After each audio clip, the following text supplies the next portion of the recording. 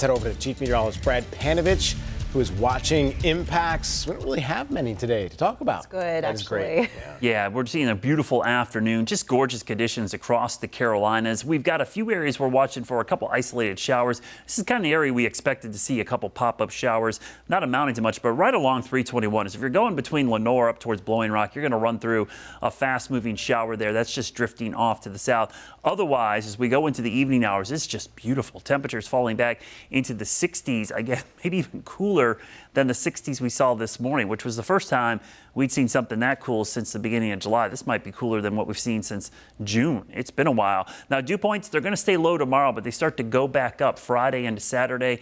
That's a sign of the humidity building again. Now, as the humidity builds, there's also a storm system approaching from the northwest. So while it's mostly dry the next couple of days, starting Friday, you'll see the storm chances to our west, and that's going to be over us on Saturday. I don't expect widespread severe weather, but there's going to be a strong storm or two as this system gets closer and closer, because we'll start tapping into that warm, humid air. So Friday night into Saturday morning, some rainstorms, chances probably around, and then again in the afternoon. So dry for the most part the next 2 days, but notice Saturday, Sunday, not widespread. Again, honestly, the next 7 days, pretty dry by summer standards and really dry compared to last week. The problem is we got a ton of rain last week. Remember, Debbie moved through the area, dumping 4 to 7 inches of rain. So the skeeter meter is off the charts. All those mosquitoes are hatching right now. Last night, today, tomorrow, that's when they'll typically hatch in the standing water that was left over from last week's heavy rain. So they will be ferocious the next couple of days. We say yuck range for a reason. It's going to be pretty nasty.